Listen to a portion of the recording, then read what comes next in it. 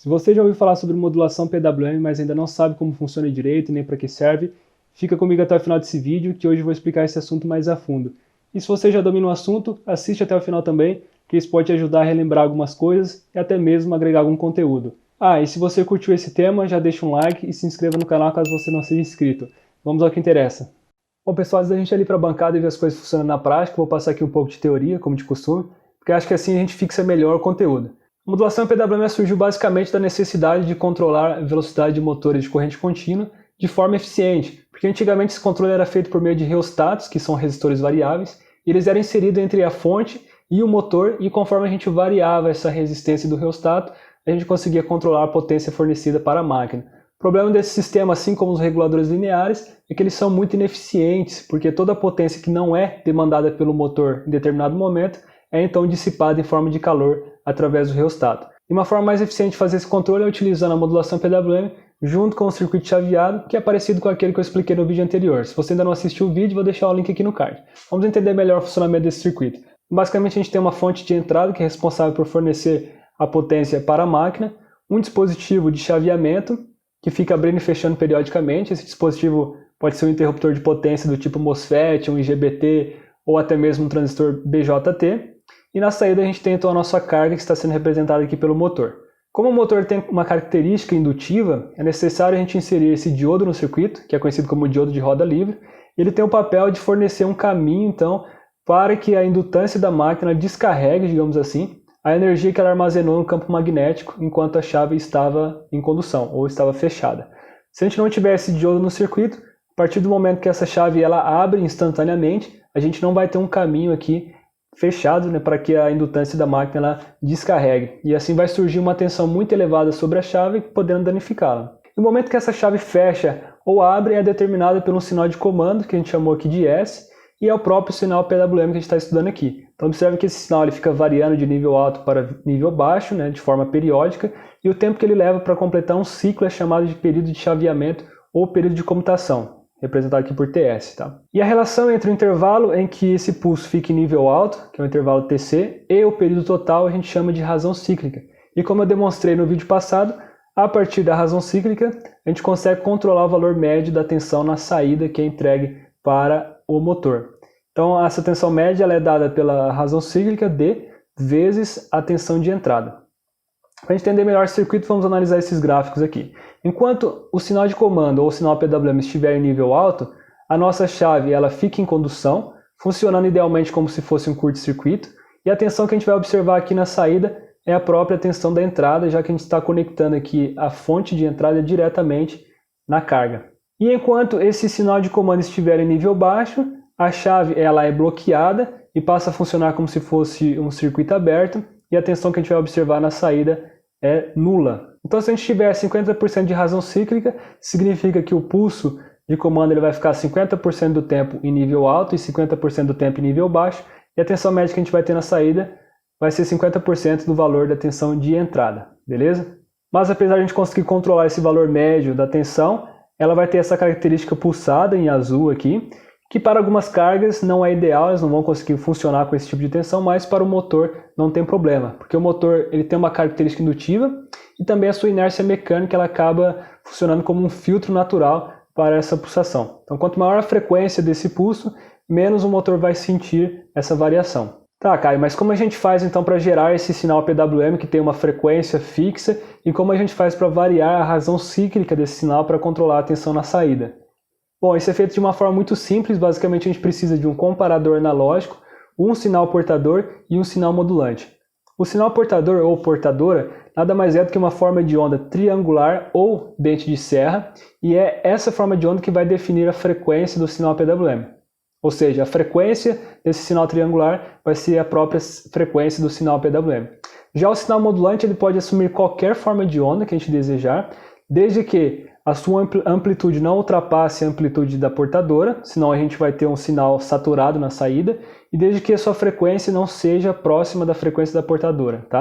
Essa frequência é ideal que ela seja no máximo uma década abaixo da frequência da portadora para que a gente consiga modular adequadamente esse sinal. Então, a partir do princípio de funcionamento do comparador analógico, a gente consegue concluir aqui que enquanto o sinal modulante for maior do que a portadora, a gente vai ter na saída um pulso em nível alto, e enquanto ele for menor, a gente vai ter o pulso em nível baixo. E à medida que a amplitude desse sinal modulante aumenta, o pulso na saída ele fica cada vez mais largo, e à medida que ele diminui, o pulso vai ficando mais estreito. Então, ao variar a amplitude do sinal modulante, a gente consegue variar a largura ou a razão cíclica do nosso PWM, e a frequência ela vai ser sempre constante de acordo com a frequência da nossa portadora. E é interessante observar aqui também que esse tipo de modulação é facilmente demodulada, o que significa que se a gente aplicar um filtro passa baixo aqui nesse sinal PWM de saída, de modo a atenuar a alta frequência da portadora, a gente vai obter novamente a forma de onda do sinal modulante. Então, respeitando aquelas restrições, né, da amplitude e da frequência do sinal modulante, o sinal PWM ele vai sempre seguir essa forma de onda que a gente utilizar aqui como sinal modulante. Além dessa característica, outras vantagens da modulação PWM é que ela é muito simples de implementar e opera com frequência constante, que é muito desejável para várias aplicações. E por falar em aplicações, hoje em dia a modulação PWM ela não se restringe apenas ao controle de velocidade do motor CC, mas também para o controle de posição de um servomotor, por exemplo, que é muito utilizado em robótica, para o controle de luminosidade, principalmente de lâmpadas LEDs, que são facilmente controladas com o sinal PWM, para o controle de temperatura. Essa modulação também é muito utilizada em telecomunicações, em amplificadores de áudio classe D, que utilizam esse princípio do chaveamento em alta frequência, e nos conversores chaveados, que é o nosso foco de estudo aqui. Então, por falar em conversores chaveados, vamos entender como utilizar o modulador PWM para controlar a tensão de saída de um conversor. Aqui a gente tem um conversor CC-CC do tipo Buck, que eu apresentei no vídeo passado, e a gente deseja controlar então a sua tensão de saída. Para isso a gente precisa medir essa tensão por meio de um circuito de sensoriamento. Esse valor medido ele é comparado com o valor de referência, que é um valor fixo, que está de acordo com a tensão que a gente quer aqui na saída. Essa comparação ela gera um sinal de erro que ele deve ser compensado por um controlador, por exemplo, um controlador PI. E esse controlador tem o objetivo de levar esse erro a zero, ou seja, fazer com que a tensão na saída seja igual à nossa tensão de referência. E para isso ele vai fornecer aqui um valor de razão cíclica, que vai representar nosso sinal modulante, que ele entra aqui no modulador, faz a comparação com a nossa portadora e gera na saída o sinal PWM para acionar esse interruptor. Então, essa razão cíclica fornecida pelo controlador vai levar a tensão na saída para o valor de referência. E é interessante observar aqui como a gente deseja na saída uma tensão contínua, né, uma tensão CC, esse valor de razão cíclica ele também deve ser CC. Tá? Então, resumidamente, a forma de onda do sinal modulante tem que estar de acordo com a forma de onda que a gente deseja na variável a ser controlada. Bom, como eu mencionei anteriormente, a relação entre a tensão de saída do conversor Buck e a tensão de entrada é a própria razão cíclica, então fica muito fácil entender que se a gente variar essa razão cíclica, a gente consegue variar essa tensão na saída. Mas para outros conversores, aqui eu tenho 6 conversores básicos de eletrônica de potência, né, conversores CC-CC não isolados no caso, essa relação é um pouquinho diferente. Vamos entender melhor esse princípio através de gráficos, né? Então aqui eu tenho um gráfico que relaciona a razão cíclica com o ganho do conversor, que é a relação entre a tensão de saída e a tensão de entrada. E no caso do conversor Buck, é uma relação linear. Quando a gente tem uma razão cíclica nula, que significa que a gente não tem pulso na saída do modulador, a tensão na saída também vai ser nula. E à medida que a gente vai aumentando essa razão cíclica, a tensão na saída também aumenta, porém ela vai ser no máximo a tensão de entrada. Então quando a gente tiver uma razão cíclica 1, que significa que o interruptor vai ficar o tempo todo fechado, né? A tensão na saída vai ser a própria tensão de entrada. Ou seja, o conversor Buck ele opera com uma tensão na saída ou igual ou menor do que a tensão de entrada, e por isso a gente chama ele de um conversor abaixador. No caso do conversor boost, isso é o contrário. Quando a razão cíclica é nula, a tensão na saída já vai ser a própria tensão de entrada. Então ele começa a partir da tensão de entrada, e à medida que a gente aumenta a razão cíclica, a tensão na saída também aumenta, e ela vai ser sempre superior à tensão de entrada. Por isso o conversor boost ele é um conversor elevador. Se a gente observar aqui no ganho estático dele, idealmente, se a razão cíclica for 1, a gente vai ter um ganho infinito, e por isso a tensão na saída seria extremamente elevada. Mas, na prática, devido às perdas que a gente tem no conversor, esse ganho ele acaba sendo limitado num valor ali máximo próximo de 4, tá? Então a tensão na saída seria 4 vezes a tensão de entrada. Já para os demais conversores, a gente tem uma característica interessante, que eles conseguem tanto elevar a tensão da entrada quanto abaixar. Então, para razões cíclicas abaixo de 0,5, a tensão na saída vai ser sempre menor do que a tensão de entrada, e para razões cíclicas acima de 0,5, a tensão na saída vai ser sempre maior do que a tensão de entrada. E como eu mencionei no caso do conversor Buck, como a gente queria uma tensão na saída constante, a gente precisava de uma razão cíclica ou do sinal modulante também constante. Já no caso de um inversor, que ele converte uma tensão contínua em uma tensão alternada, a gente deseja na saída, na verdade, uma tensão senoidal. Então, seguindo a mesma lógica, a gente vai precisar aqui de um sinal modulante senoidal, tá? Para gerar essa tensão na saída. Então esse sinal senoidal ele vai ter uma frequência fundamental igual à frequência que a gente deseja na tensão de saída do inversor, que pode ser 60 Hz, por exemplo. E ao comparar esse sinal senoidal com a nossa portadora em alta frequência, a gente vai obter um padrão PWM com essa característica aqui. Ou seja, a razão cíclica ou a largura do pulso, né, ela fica variando conforme a amplitude da senoide ela se aproxima do pico ou se afasta do pico da nossa portadora.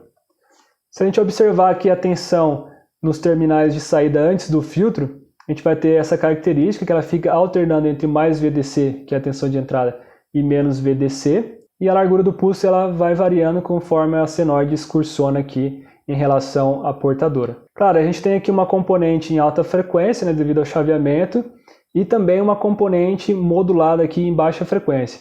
E se a gente aplicar um filtro nessa tensão aqui, a gente obtém novamente a nossa senoide, que é o que a gente deseja aplicar aqui na carga que está conectado na saída do filtro, tá? Aqui ficou esses degraus aqui porque eu utilizei uma portadora com uma frequência relativamente baixa, né, que era só para a gente entender aqui visivelmente o processo de funcionamento dessa modulação. Mas se a gente usar uma frequência de chaveamento significativamente maior do que a fundamental aqui do sinal modulante, a gente vai conseguir filtrar facilmente essa componente de alta frequência e vai obter aqui na saída uma tensão muito próxima de uma senoidal. Esse tipo de modulação é chamado de modulação bipolar, mas existem outros tipos de modulação para inversores, como unipolar, space vector ou discontínuo, todos são modulação PWM. Eu não vou entrar em detalhes agora porque é muito conteúdo para um vídeo só, mas futuramente a gente pode conversar sobre isso. Bom pessoal, deixando a teoria de lado agora, vamos lá para a bancada e ver tudo isso funcionando na prática. Bom pessoal, esse aqui é o circuito básico para a gente testar o princípio de funcionamento do modulador PWM. Estou utilizando aqui um amplificador operacional LM358, funcionando como um comparador. Aqui é o capacitor de desacoplamento dele. Na saída eu acrescentei aqui um filtro RC, passa baixa, para fazer a demodulação do nosso sinal PWM e assim verificar se a modulação está correta. Na entrada não inversora vai o nosso sinal modulante, que a princípio eu vou utilizar um sinal CC e variar a sua amplitude por meio desse potenciômetro. E depois vou fazer os testes para outros tipos de forma de onda. E na entrada inversora vai a nossa portadora, que eu vou utilizar aqui uma forma de onda triangular em alta frequência, que vai ser proveniente de um gerador de funções. Claro, existem circuitos osciladores que geram esse tipo de forma de onda, e até mesmo 6 dedicado, mas por questão de facilidade eu vou utilizar o gerador de funções. Bom, nesse primeiro teste a gente tem aqui no canal 1 do osciloscópio a nossa portadora triangular, que ela está sendo gerada por esse gerador de funções aqui, com uma frequência de 2 kHz. Devido ao baixo slew rate desse amplificador operacional, a gente não consegue utilizar uma frequência muito elevada, mas 2 kHz já é suficiente para a gente fazer aqui uma análise. E no canal 2 em azul, a gente tem o nosso sinal modulante, que é esse nível CC, que eu consigo variar por meio desse potenciômetro. E agora vamos analisar a saída do comparador para a gente ver como está o sinal PWM. Bom, ali está o nosso PWM característico. E conforme eu vario aqui a amplitude do sinal modulante, a gente consegue variar também a razão cíclica do nosso sinal PWM. Funcionando então de acordo com aquela teoria que a gente estudou. Bom, agora no lugar daquele sinal CC, eu estou utilizando aqui uma forma de onda senoidal de 10 Hz como sinal modulante. Ela está sendo gerada também pelo nosso gerador de funções. Vamos analisar como se comporta o PWM diante disso. Olha só que interessante, pessoal. Agora a razão cíclica ela não é mais constante, como no primeiro caso, mas sim fica variando conforme a nossa onda senoidal ela excursiona aqui em relação à nossa portadora. Se a gente der um stop aqui, a gente vai observar que ora a razão cíclica ela é mais larga, ora é mais estreita. E para a gente verificar se essa modulação está correta, a gente pode analisar o sinal depois do nosso filtro RC, e de acordo com a teoria, esse sinal tem que ser também senoidal com a mesma frequência do sinal modulante, já que a gente está fazendo uma demodulação do nosso sinal PWM. Então vamos verificar isso. Então olha lá, depois do nosso filtro RC, a gente tem também um sinal senoidal de acordo com o sinal modulante da entrada, comprovando assim a teoria. E agora para vocês verem que a gente pode utilizar qualquer tipo de forma de onda como sinal modulante, eu estou utilizando aqui uma forma de onda senoidal retificada. E vamos observar então como funciona o PWM nesse caso. Ou então o sinal na saída do comparador também vai ter aquela característica, né, que fica variando a razão cíclica conforme o sinal modulante ele varia a sua amplitude. E se a gente analisar depois o filtro RC, a gente tem que ter aquele mesmo sinal senoidal retificado. Vamos ver aqui. Bom, e aqui está o nosso sinal demodulado, comprovando assim o funcionamento do nosso modulador. Bom pessoal, por hoje é só. Se você gostou desse conteúdo, não esqueça de curtir o vídeo e de se inscrever no canal caso não seja inscrito. E no próximo vídeo eu vou entrar mais a fundo no conversor Buck e explicar como projetar cada um de seus componentes e também como simular esse conversor em um software de simulação. Até o próximo vídeo.